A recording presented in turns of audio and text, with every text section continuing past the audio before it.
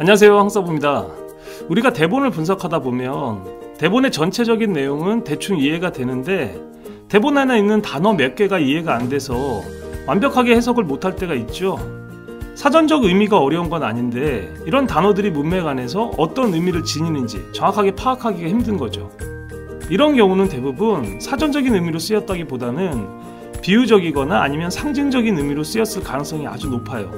그렇기 때문에 이런 단어들을 대본 안에서 만나게 되면 이런 단어들이 문맥 안에서 어떤 의미를 지니는지 꼭 찾으셔야만 돼요. 그래야지만 정확하게 해석도 가능하고 또 초목적도 찾을 수가 있어요. 자, 그래서 오늘은 이렇게 사전적인 의미가 아니라 비유적이거나 아니면 상징적으로 사용된 표현을 대본 안에서 만났을 때 어떻게 해결을 해야 되는지 그 방법을 한번 알아볼까 합니다. 자, 그러면 준비된 대본 보시면서 같이 한번 알아보도록 할게요. 자, 그럼 대본 한번 같이 보도록 할게요. 신선한 채소 요리예요. 깡통에서 방금 꺼냈죠. 내가 제일 좋아하는 거예요.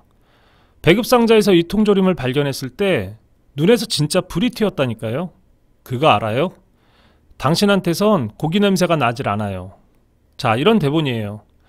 대본 보시면 조금 막연하긴 하지만 대본의 의미가 금방 파악은 되실 거예요.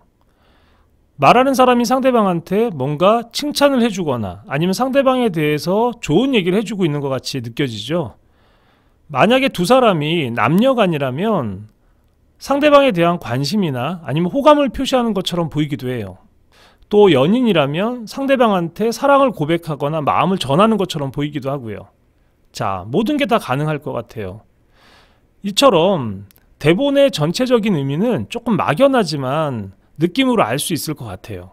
근데 이렇게 막연한 느낌만 가지고 연기를 하다 보면 구체적인 감정이 들어오기가 어렵잖아요. 자, 그래서 대본 안으로 조금 더 들어가서 구체적으로 한번 분석을 해보려고 해도 대본 안에는 지금 직관적으로 파악하기가 힘든 비유적인 표현들이 너무 곳곳에 숨어 있어요. 자, 대본 보시면 신선한 채소, 깡통, 배급상자, 통조림, 고기 냄새, 이렇게 다양한 비유적인 표현들이 곳곳에 숨어 있어요. 이 단어들은 사전적 의미로는 굉장히 쉬운 단어들이죠. 전혀 이해할 수 없을 게 없어요. 근데 문맥 안에서는 어떤 의미를 품고 있는지 정확히 알기가 힘들어요. 자, 그래서 제대로 된 연기를 하기 위해서는 이 단어들이 뭘 의미하는지 정확히 파악이 되어야겠죠. 자, 그러면 대본 속으로 한 발 더 들어가서 한번 찾아보도록 할게요.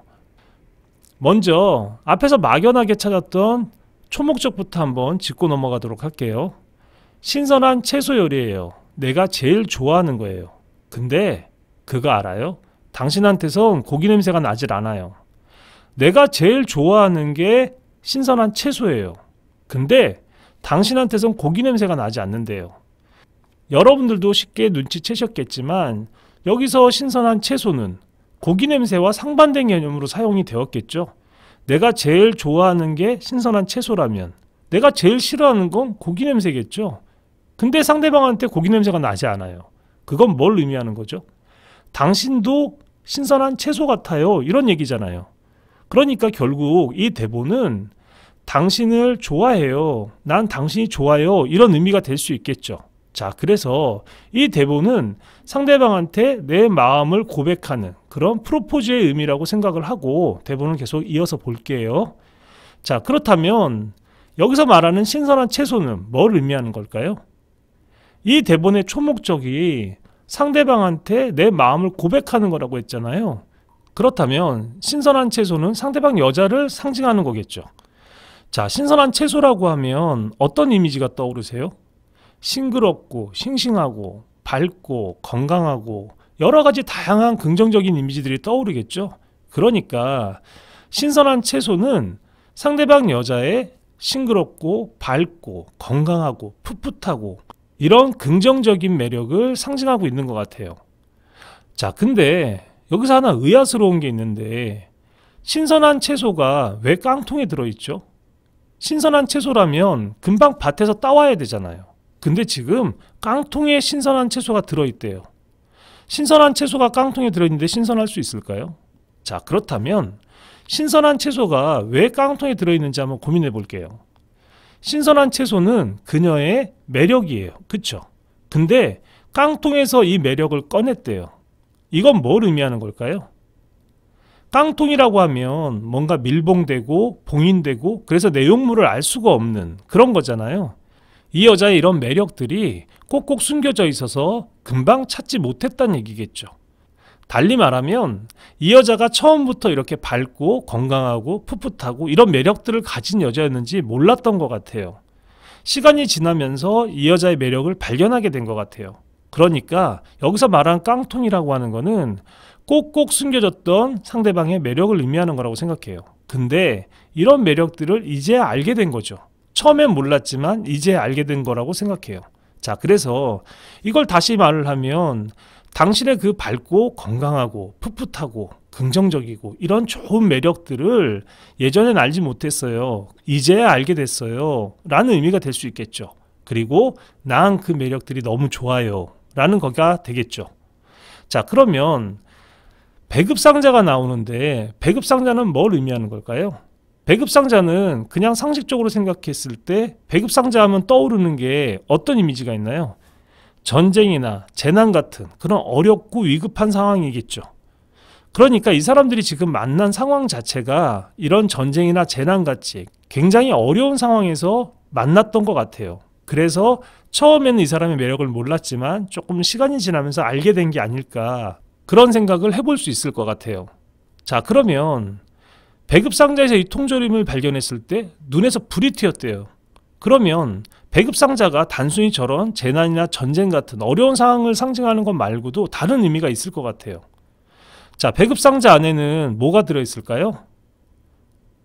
금방 조리해서 먹을 수 있는 쌀도 있을 거고 아니면 물, 초콜릿, 통조림, 구급약품 뭐 다양한 것들이 굉장히 많이 들어있을 것 같아요.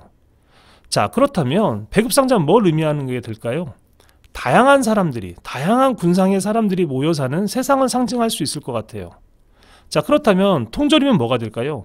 당연히 상대방 여자겠죠. 그러니까 다양한 사람들이 모여 사는 이 세상에서 당신을 발견하게 되어서 눈이 번쩍 띄었어요. 이런 말이 되겠죠. 수많은 사람 중에서 당신을 발견했다는 얘기가 되는 거겠죠.